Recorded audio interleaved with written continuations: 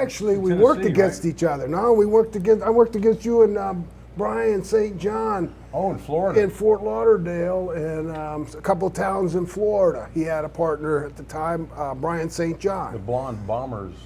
You know, I'll tell you something funny about that. I'd only been in the business for about 9 months, and I was green. I'd worked for Bill Watts doing jobs out in Mid-South, and I think I'd been there less than a year. I'd gone through a few partners, Bill Dundee.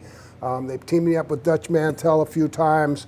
I came off of an angle out of Atlanta with Kevin Sullivan. Jerry Jarrett got myself and Kevin Sullivan in a package deal, trade out for getting Tommy Rich to come back to Atlanta. And so I came a in. couple. And I was telling you earlier, my wife, who had never seen me wrestle because she's a lot younger than I am, but she went on YouTube and she looked at those videos and she was appalled. She went, "What is going on there?" Because nowadays you look at those videos and it looks very, very risque and very kind of controversial. I don't want to say any kind of words and get in trouble here.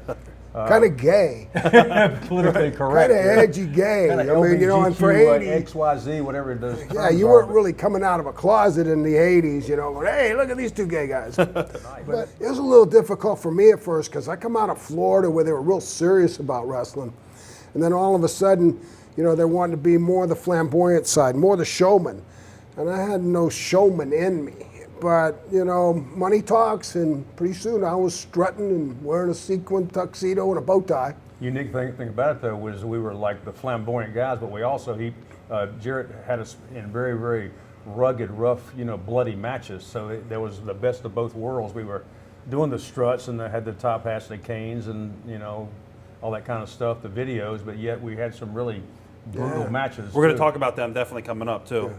Dream Machine was a great worker too, Right. in his own right.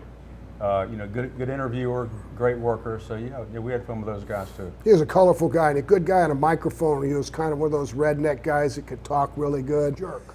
After that, they came out with disco, and Stan had some good little moves, and he got out there and he had rhythm. More than a woman to me. Which is the question? Jerry Lawler or What Jerry was Jerry? Jarrett? Well, you can ask me about Jerry Jarrett first. Then. Okay, Jerry Jarrett. I love Jerry Jarrett. I thought he had a great mind. Did you know he invented the banana seat for the bicycle? I did not know that. Yes, he did. He worked for Schwinn. Schwinn Company. Stingray. He worked for Schwinn Bicycle Company when he was young, and he Jerry Lawler was a different story. Steve made Lawler lock himself in his dressing room one night. He wouldn't come out. What happened? Well, Sorry I brought that this up. is the same thing that happened to me with Bobby Heenan's second book. All of a sudden, Bobby Heenan, I've got away with Ribbon Lawler when he came to WWF in the 90s, and Bobby Heenan writes a thing in his book about it was me, and we had a great house there. Everything was fine. Then Lawler come to us and said, you guys got to stay over and go to Evansville and do an AM radio station. First of all, nobody listens to AM radio. That's what I said.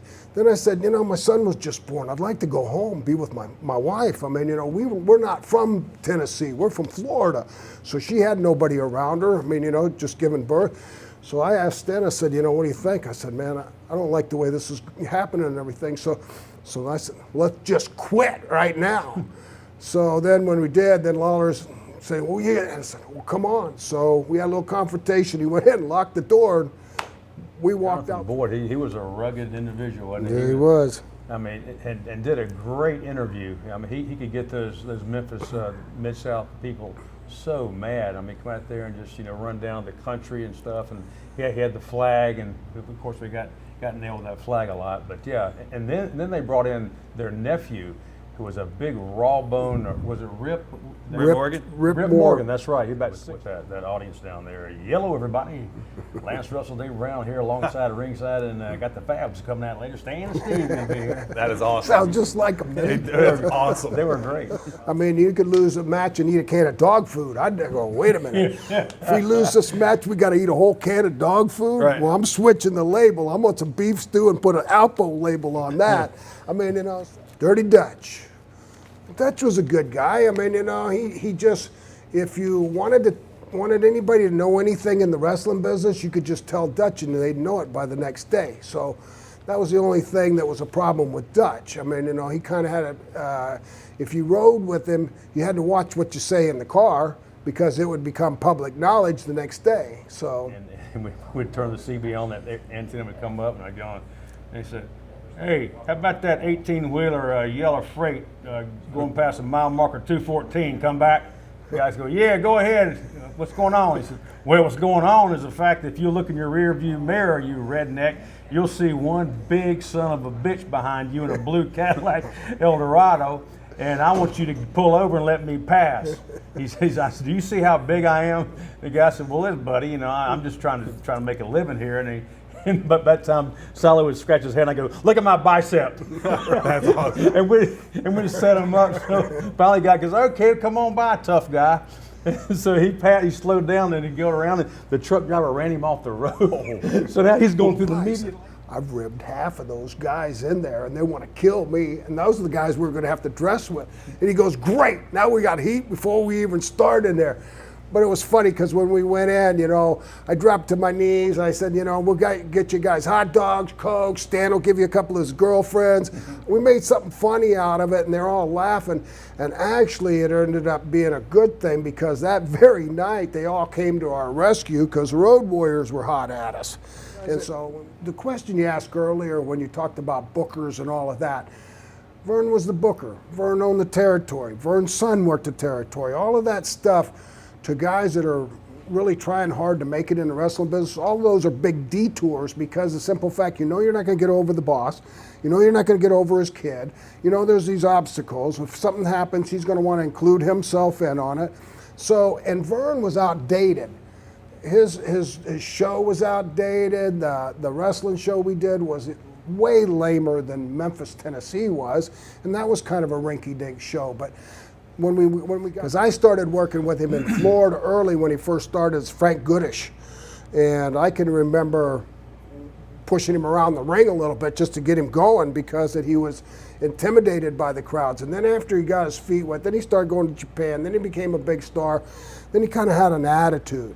If he liked you, he liked you. But if he didn't like you, he didn't have nothing to do with you. And It was hard. chewed gum, and he's like looking around. He's ready to go. So he's not really listening to this. But I'm standing there, and Animal and Hawk, and so Hawk kind of leans in and goes, "We're not going for the finish." I went, "Huh?" And he went, "Do things our way, nobody gets hurt." Well, Steve just heard the last part of that. He went, "Huh?" And Hawk thought he meant like, "Oh yeah, like you think so?"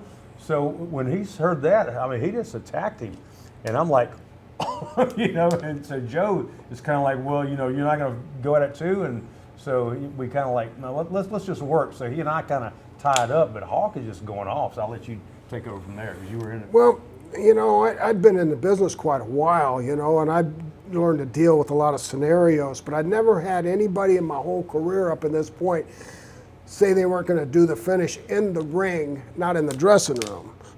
Confront the booker, confront the guy that owns the territory, confront the guy that's telling you that you're going to get beat. But he confronted us. And like Stan said, I wasn't paying attention because I was in my zone. And when I said, "Huh," Hawk goes, "Ugh," and he hits me with two hands in the chest so hard. Everybody's getting their finishes except us. So we're kind of like, looking, it's kind of weird. And so we asked the guy who's going back and forth, "You got our finish?" He went, "Nah, man, I'm just holding on." I've been like, "Oh, this doesn't sound good." Kept going on. We got moved up, and then again and again. So finally, he said, "Guys, I'm sorry." He said, "They don't want to put you guys over." He said, "They want to go over. They want their hand raised, and they want to beat you with their finish." So Steve, being the genius that he is, he said, "You know what? We'll do it. We'll do everything they want. They'll get their hands raised and all that kind of stuff." He said, "Tell them we just asked one thing of them, okay? For once, please sell for us good." And so he came back and said, they said that they'll sell hot comeback, and then boom, 1, 2, 3, you guys go down. So I'll let you take it from there. No, I'm taking it from there because they're going, "Here, watch me bury myself," right? Okay. Well, at the thing was the Bushwhackers were down there. They were running it. Luke and Butch, I think, were the ones. I'm pretty sure that was the two, right? But when I paintbrushed his face, he come alive and came back with the paint. He threw the brush first and hit the referee. Then he threw the paint and missed me and threw it on the front row of the crowd. I don't even remember that. Oh, That's great. that's on That's YouTube. priceless. Yeah, it is. Oh, I gotta go home But and Bill check. Watts, to me, and the reason I'm answering different because that I grew up in Florida.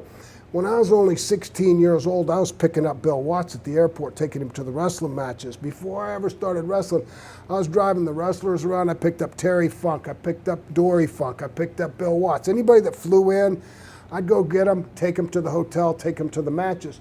So I met Bill Watts at a young age. Then I went to college in The Mississippi. Giant went out bar hopping, and for some crazy reason, Mulligan decides to try to sucker punch and knock out Andre. And I mean, he hit him hard, but Andre barely flinched. And Andre said, "You fucked up, boss." And Mulligan took off. Because you were a heel in that territory. When you get to these other territories, you separate yourself. When Kevin was in Florida with Mark Lewin and Purple Haze and King Curtis, Jimmy Cornette came along and spiced us up, and he was a great manager and everything. But at the same time, the territory had lost its sizzle. Not as many arms locked. So now he's like this, and there's the back of the seat. So he goes, "Watch this." He hits his power seat button, and that big bench seat goes all the way up. So there looks like about 8 feet there, and he locked those brakes up. I got up to 100 first. We were on the interstate coming back from Memphis to Nashville, and I couldn't do what I could do anymore. If I did a character like Skinner, which was fine, but at the same time, I was tapering myself away because I didn't want to embarrass my family, myself, my reputation with fans that would see me as an older wrestler, not getting up fast, not going down right, shortcutting, and horrible body, saggy skin, whatever I'd have. Wearing a t-shirt. Yeah, wearing clothes to cover me up, totally like Skinner, but at the same time, I just didn't want to be that guy. Just tell it like I feel it. So we saved it all for But just our don't tell video. nobody else I said all of that. Don't show this to anybody. Oh, totally. It's going in the vault.